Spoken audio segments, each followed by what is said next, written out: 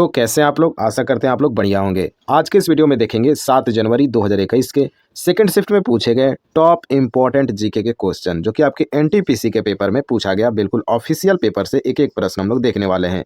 तो जो भी रेलवे की तैयारी में लगे हुए छात्र, उनके पास ये वीडियो पहुंच जाना चाहिए मेरे भाई। और ये कर्तव्य है आपका कि आप इन सारे वीडियो को अपने दोस्तों के बीच शेयर जरूर करेंगे, ठीक है। और काफ़ी लंबा सीरीज है मेरे भाई, तो आप लोग का साथ होना, सपोर्ट करना बहुत ही जरूरी हो जाता है, ठीक है। चलिए देखते हैं पहला प्रश्न पूछा गया, निम्नलिखित में से कौन सा सार्वजनिक क्षेत्र उपक्रम पीएसयू का एक महारत्न है। करेक्ट आंसर हो जाएगा इस प्रश्न का भेल हो जाएगा। भेल जो है मेरे भाई, इन 4 ऑप्शन में आपका सार्वजनिक क्षेत्र उपक्रम पीएसयू एक महारत्न के अंतर्गत आता है। भेल कंपनी, याद रखिएगा, ठीक है। बढ़ते हैं अगले प्रश्न पे। जैसा कि आपको पता होगा, जो भी पहले नंबर वीडियो से जुड़े हैं, तो आपको टेस्ट के लिए मैथ या रीजनिंग का क्वेश्चन दिया जाता है। तो आज का हमारा क्वेश्चन ये है कि निम्नलिखित में से कौन सी संख्या शांत दशमलव है। इसका करेक्ट आंसर आपको कमेंट बॉक्स में बता देना है। बढ़ जाते हैं अगले प्रश्न पे। प्रश्न नंबर 4 में पूछा गया, राष्ट्रीय ग्रामीण स्वास्थ्य मिशन किस वर्ष में शुरू किया गया था। करेक्ट आंसर होगा 2005 में शुरू किया गया था। राष्ट्रीय ग्रामीण स्वास्थ्य मिशन योजना, याद रखिएगा, 2005 में शुरू किया गया। वीडियो हेल्पफुल लगता है मेरे भाई, तो वीडियो को लाइक करना बिल्कुल नहीं भूलना है, और चैनल को अभी सब्सक्राइब करना भी काफ़ी ज़रूरी है मेरे भाई, ठीक है, जब तक आपका पेपर ना हो जाता है। अगला प्रश्न देखते हैं, स्वतंत्र अस्तित्व के सक्षम जीव की सबसे छोटी इकाई क्या होती है। ये होती है मेरे भाई कोशिका। बहुत ही सिंपल सा साधारण सा प्रश्न पूछा गया एनटीपीसी के पेपर में। स्वतंत्र अस्तित्व के सक्षम जीव की सबसे छोटी इकाई कोशिका होती है। अगला प्रश्न देखते हैं, निम्नलिखित में से कौन से राज्य पाकिस्तान की सीमा से सटे हुए हैं। इसका करेक्ट आंसर होगा ऑप्शन नंबर 2 ABC, यानी गुजरात, पंजाब और राजस्थान। ये 3 के 3 जो राज्य हैं, ये पाकिस्तान से सीमा साझा करते हैं। करेक्ट आंसर होगा ऑप्शन नंबर 2। बढ़ते हैं अगले प्रश्न पे। प्रश्न पूछा गया, भट्टियों जैसे अपेक्षाकृत उच्च तापमान मापने के लिए निम्नलिखित में से किस यंत्र का उपयोग किया जाता है। तो पायरोमीटर का प्रयोग किया जाता है, याद रखिएगा मेरे भाई, ठीक है। भट्टिया जैसा कि अपेक्षाकृत भट्टी में उच्च तापमान होता है, उसको मापने के लिए पायरोमीटर का उपयोग किया जाता है। अगला प्रश्न देखते हैं। प्रश्न पूछा गया, निम्नलिखित में से कौन सा एप्लीकेशन सॉफ्टवेयर है। इसका करेक्ट आंसर होगा ग्राफिक्स। तो ग्राफिक्स जो है मेरे भाई, एक एप्लीकेशन सॉफ्टवेयर है, याद रखिएगा, एक प्रकार का सॉफ्टवेयर में आता है ग्राफिक्स। अगला प्रश्न देखते हैं, संघ के मंत्री परिषद में कितने मंत्री शामिल किए जा सकते हैं। तो इसका करेक्ट आंसर होगा, लोकसभा के कुल सदस्यों का 15% को शामिल किया जा सकता है। तो संघ के मंत्री परिषद में लोकसभा के कुल सदस्यों का 15% मंत्री को शामिल किया जा सकता है, याद रखेंगे। बढ़ते हैं अगले प्रश्न पे। भारत के समुद्री मार्ग की पहली बार खोज किसने किया था। तो बस यहाँ देश का नाम बताया गया, तो पुर्तगाली हो जाएगा इसका करेक्ट आंसर। कमेंट बॉक्स में बता दीजिए कि भारत में जो समुद्री मार्ग की पहली बार खोज किया गया, किस व्यक्ति के द्वारा खोज किया गया था। कमेंट बॉक्स में जरूर बताना है मेरे भाई, ठीक है, काफ़ी इंपॉर्टेंट होगा पेपर के लिए। अगला प्रश्न आपसे पूछा गया देखो मेरे भाई, फुल फॉर्म से तो प्रश्न पूछा ही गया एनटीपीसी के प्रत्येक पेपर में देखने को मिल रहा है। यूआरएल क्या है। यूआरएल एक मेरे भाई इंटरनेट पर प्रदर्शित वेब पेज का एड्रेस होगा। इसका करेक्ट आंसर यूआरएल क्या है, तो इंटरनेट पर प्रदर्शित वेब पेज का एक एड्रेस होता है। अच्छा, आप कमेंट बॉक्स में बताओ, पहले ही शिफ्ट में पूछा गया था यूआरएल का फुल फॉर्म, जो कि मैंने बता भी रखा था। अब आपको कमेंट बॉक्स में बताना है मेरे भाई यूआरएल का फुल फॉर्म। बढ़ते हैं अगले प्रश्न पे। प्रश्न पूछा गया, पाखल वन्य जीव अभयारण्य कहाँ स्थित है। इसका करेक्ट आंसर मेरे भाई हो जाएगा, वारंगल में स्थित है पाखल वन्य जीव अभयारण्य, याद रखिएगा। और ये किस राज्य में मेरे भाई, तेलंगाना में है। ये भी आपको ध्यान में रख लेना है भाई, पेपर में आने वाला प्रश्न है। अगला प्रश्न देखते हैं, भूगोल का जनक किसे माना जाता है। देखो मेरे भाई, भूगोल का जनक माना जाता है इराटोथेनस को। इराटोथेनस को भूगोल का जनक माना जाता है। बढ़ते हैं अगले प्रश्न पर। येलो वेस्ट विरोध किस देश से संबंधित है। देखो मेरे भाई, येलो वेस्ट एक विरोध हुआ था, वो किस देश में, तो फ्रांस में हो जाएगा इसका करेक्ट आंसर। येलो वेस्ट का संबंध फ्रांस देश से है, याद रखेंगे, वेरी वेरी इंपॉर्टेंट होगा पेपर के लिए। देखते हैं अगले प्रश्न को। बार बार खिलाफत आंदोलन से सवाल एनटीपीसी ने अब तक तो पूछ रखा है मेरे भाई, ठीक है। आज हम लोग 5 नंबर का वीडियो कर रहे हैं, सेट 5, और खिलाफत आंदोलन लगभग सारे पेपर में देखने को मिला है।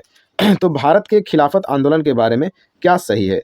तो यह तुर्की सुल्तान के समर्थन में एक आंदोलन चलाया गया था, ये आपका करेक्ट आंसर होने वाला है। तो भारत के खिलाफत आंदोलन के बारे में, या तुर्की सुल्तान के समर्थन में एक आंदोलन चलाया गया था। अब आपको वर्ष बताना है मेरे भाई। फर्स्ट या सेकंड शिफ्ट में पेपर में मैंने करा रखा था, प्रश्न आपसे एनटीपीसी में पूछा जा चुका था, खिलाफत आंदोलन कब हुआ था, आपको कमेंट बॉक्स में बताना है। भाई मेरा काम ही है आपसे प्रश्न पूछना और कमेंट बॉक्स में उत्तर पाना, क्योंकि जितना आप बिजी रहोगे मेरे भाई, उतना आपके लिए काफ़ी अच्छा रहने वाला है। राज्यसभा के पहले सभापति कौन थे?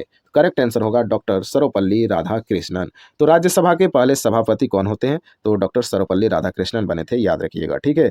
राज्यसभा के पहले सभापति डॉक्टर सर्वपल्ली राधाकृष्णन।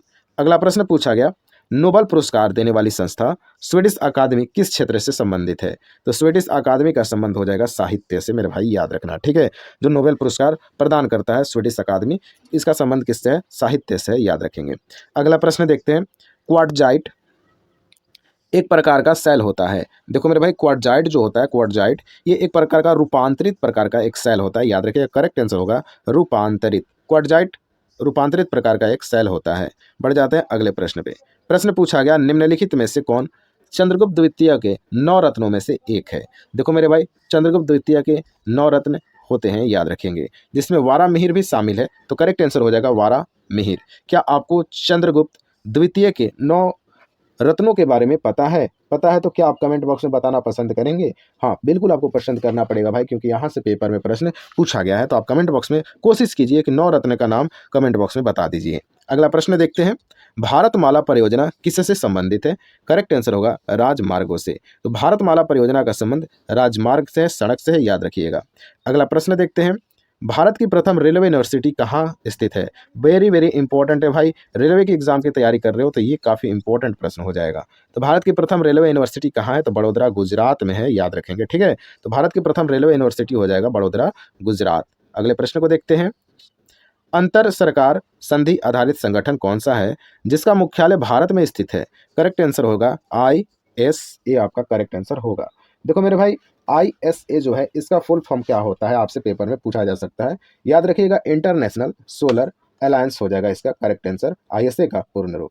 इसका मुख्यालय अगर पूछता है तो गुरुग्राम हरियाणा बता के नंबर आप आसानी से ले सकते हैं, ठीक है। और फ्रांस के साथ मिलकर ये स्थापना किया गया था अंतर्राष्ट्रीय सौर संगठन का, याद रखिएगा, 30 नवंबर 2015 को। तो ये सारे डिटेल्स आपको ध्यान में रखना है। बढ़ते हैं अगले प्रश्न पे।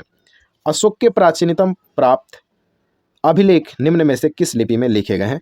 तो ब्राह्मी लिपि इसका करेक्ट आंसर होने वाला है। तो अशोक का जो प्राचीनतम प्राप्त अभिलेख है ब्राह्मी लिपि में उस पर लिखा हुआ मिला है। बढ़ते हैं अगले प्रश्न पे। आकाशगंगा के निकटतम स्पाइरल गैलेक्सी कौन सी है? तो इसका करेक्ट आंसर हो जाएगा एंड्रोमेडा गैलेक्सी हो जाएगा। आकाशगंगा के निकटतम स्पाइरल गैलेक्सी का नाम हो जाएगा एंड्रोमेडा गैलेक्सी। और इस प्रकार के प्रश्न आपके NTPC के पेपर में ज़्यादातर देखने को मिला है। भारत के संविधान के लागू होने के समय इसमें मूलतः कुल कितने अनुच्छेद थे? कुल थे अनुच्छेद 395, मेरे भाई याद रखिएगा, ठीक है। 395 आपका करेक्ट आंसर हो जाएगा। तो भारत के संविधान लागू होने के समय 395 अनुच्छेद थे। अगला प्रश्न देखते हैं, वर्णक्रम के दौरान 2 रंग इसके दोनों सिरों का निर्माण करते हैं। देखो मेरे भाई, वर्णक्रम जो होता है, एक सफ़ेद रंग जब प्रिज्म से गुजरता है तो कुल 7 भागों में बट जाता है। 2 2 4 1 5 और 1 6 एक 7, कुल कितने रंगों में बट जाता है? 7 रंग में मेरे भाई बट जाता है। ये आपको याद भी होगा क्योंकि बार बार पेपर में देखने को यह प्रश्न अक्सर मिल जाता है, ठीक है। जिसमें ऊपर की तरफ अगर देखेंगे तो रेड दिखाई देता है और नीचे सबसे बैंगनी दिखाई देता है। करेक्ट आंसर होगा बैंगनी और लाल, जो दोनों सीट्स पे मौजूद होते हैं, मेरे भाई ध्यान रखना है, ठीक है। बढ़ते हैं अगले प्रश्न पे। सेतु भारतम कार्यक्रम किस वर्ष में शुरू किया गया था? करेक्ट आंसर होगा 2016 में शुरू किया गया था। सेतु भारतम कार्यक्रम का शुरुआत 2016 में हुआ था। अगला प्रश्न देखते हैं, घरेलू मक्खी का जीव वैज्ञानिक नाम क्या है? तो बहुत ही आसान सा प्रश्न है, म्यूजिका डोमेस्टिका आपका करेक्ट आंसर हो जाएगा। तो घरेलू मक्खी का वैज्ञानिक नाम हो जाएगा म्यूजिका डोमेस्टिका। बढ़ते हैं अगले प्रश्न पे। प्रश्न पूछा गया, सी प्लेन किसके बारे में पूछा गया मेरे भाई? सी प्लेन सेवा का प्रचालन करने वाला पहला प्रायद्वीपीय कौन सा है? तो अंडमान और निकोबार द्वीप समूह आपका करेक्ट आंसर होगा। जो कि सी प्लेन सेवा का प्रचालन करने वाला पहला प्रायद्वीपीय बना अंडमान और निकोबार प्रायद्वीप। अगला प्रश्न देखते हैं, ये आपके फिजिक्स के न्यूमेरिकल का सवाल है भाई। एम द्रव्यमान की कोई वस्तु भी वेग से गतिमान है तो इसके संवेग को किसके द्वारा व्यवस्थित किया जाता है? संवेग यानी कि mv, इसका करेक्ट आंसर हो जाएगा mv, यानी मास और वेग में मल्टीप्लाई करते हैं तो संवेग प्राप्त हो जाता है। अगला प्रश्न देखते हैं, ऐसा माना जाता है कि भारतीय अंतरिक्ष कार्यक्रम में एक भारत सरकार द्वारा इनकोस्पार की स्थापना के साथ शुरू हुआ था। करेक्ट आंसर होगा 1962। 1962 में शुरुआत हुआ था मेरे भाई। ऐसा माना जाता है कि भारतीय अंतरिक्ष कार्यक्रम 1962 में भारत सरकार द्वारा इनकोस्पार की स्थापना के साथ शुरू हुआ था। अगला प्रश्न देखते हैं, शब्द आर्टिफिशियल इंटेलिजेंस किसने गढ़ा था?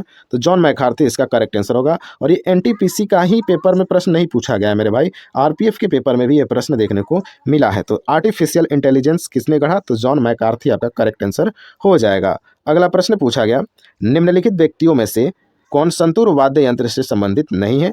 तो करेक्ट आंसर हो जाएगा उस्ताद अमजद अली खान हो जाएगा। ठीक है, तो व्यक्तियों में से कौन संतूर वाद्य यंत्र से संबंधित नहीं है? उस्ताद अमजद अली खान। तो भजन सुपारी, पंडित शिव कुमार शर्मा, तरुण भट्टाचार्य का संबंध हो जाएगा संतूर से। अब आपको कमेंट बॉक्स में बता देना है कि उस्ताद अमजद अली खान का संबंध किस वाद्य यंत्र से है। भाई कमेंट बॉक्स में एकदम चाहिए इसका उत्तर। ठीक है, देखते हैं अगले प्रश्न को।